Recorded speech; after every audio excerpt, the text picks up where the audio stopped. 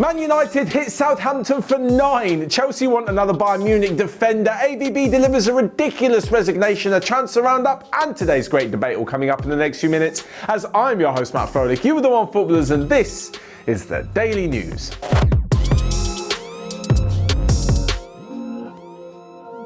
So first off, and yes, you are very well aware of the result last night, as Manchester United put 9 past Southampton.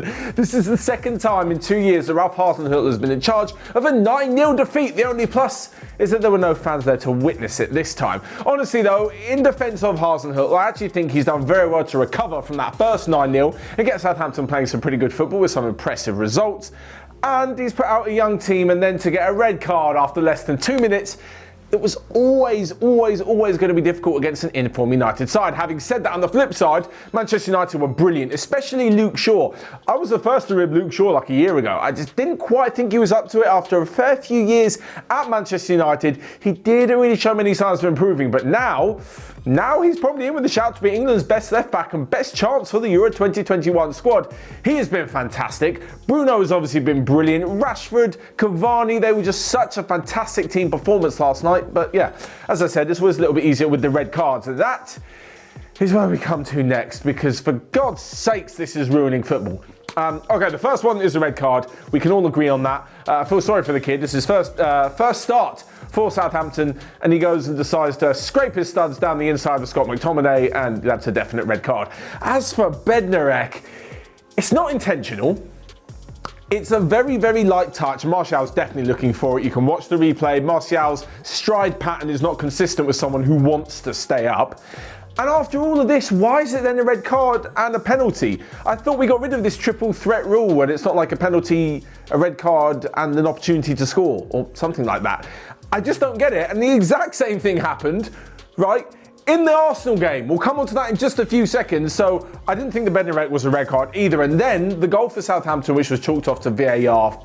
God, I was so close to swearing just then. Che Adams is given offside against, I believe it's Fred's knee or Fred's foot. What I don't understand is why the line was drawn from Che Adams' arm. Like, it looked to me like his arm was the place they drew it. But surely if he went and scored a goal with his arm, it'd be ruled out because he scored an illegal part of his body. I don't know, maybe I was looking at it wrong. The line didn't even look straight. If you look at the line that VAR drew compared to the 18-yard box line, they're not even like perpendicular. If you don't know what that is, ask your maths teacher. It just doesn't make sense. Literally, that rule made absolutely no sense. And again, it's not VAR. In many of these cases, it's how the rules are being interpreted. Surely the guys who run the thing, who run the machines and draw the lines, have worked on a Premier League match before. They're well aware that you don't draw lines from the hand. Apparently it's like here or somewhere. I don't know, maybe it's just me. I'm utterly confused. Anyway, on to the Arsenal-Wolves game, and incredibly harsh on David Luiz. Again, it's not intentional, right? I'm sure there was barely a touch. If you see on the replays, they had to freeze frame it to show that bit of his knee that hit the back of, I think it was Willian Jose or maybe Pedro Neto's foot. It's so harsh. And then a red card as well. The game's rules are completely nutty lost on me. Leno's was definitely a red card though, having said that. And actually, in credit to Arsenal and Mikel Arteta's side, they kind of kept Wolves at bay for the majority of the game, despite having a couple of red cards. It took a Moutinho screamer, right, to actually win the game for Wolves, their first win in 9. Because Arsenal actually defended okay. The rest of it though, all these VAR rules, all this absolute nonsense is just terrible. But there was a fun story last night which really warmed my heart when I saw it. There was a video going around on Twitter of Cristiano Ronaldo Jr. watching his dad bury a penalty against Inter Milan. He actually scored 2 in the game as they won the first leg of the Coppa Italia semi-final, 2-1 away at Inter. As I say, Ronaldo got both and his son was so happy when his dad scored a penalty. Like, I don't know about you guys, when you're watching your role models as a kid on TV, you love it. You know, you love Ronaldo, Messi, Neymar, whoever you like, and they score and you're like, yeah, that's brilliant. Now imagine that, but it's your dad. That's like 100 times cooler. That's a good story in today's absolute nonsense that is the footballing world and VAR. But the nonsense does not stop there, my friends. Hang on just a minute for some outrageous managerial decision-making, let's say. But next up, do some transfer news, because Chelsea are interested in Bayern Munich defender, and no, it is not David Alaba. Apparently, there's going to be a lot of competition for Alaba this summer, and who blames absolutely any club for wanting to sign him on a free transfer? If Chelsea want to do the deal, they've probably got to fight past Liverpool, fight past Real Madrid, Barcelona, potentially PSG, and even Bayern Munich at the last minute offering a ridiculous new contract, although that one looks very unlikely. The defender that Chelsea want is Sule. Now, of course, with his size and his physicality, he'd be absolutely brilliant to watch in the Premier League. But he's got a contract that runs out in 2022, and it looks like Bayern Munich are looking towards a few other defenders, especially Dayot Upamecano. Now, he will, of course, replace Alaba directly in the team, but they've got some other good options at centre-back as well, so who knows, he may end up replacing Alaba, and then they feel like they can get rid of Sule as well. Things are not all changing at Bayern Munich, but they're slowly changing, and you could say they're in a transition period and not as good as they were last season, but they're still top of the Bundesliga. Anyway, for Thomas Tuchel to bring in Sule would be quite a good deal, and it would mean that Roman Abramovich yet again will have to open that big fat checkbook of his. So moving on and back to the downright ridiculous of football, Andre Villas-Boas.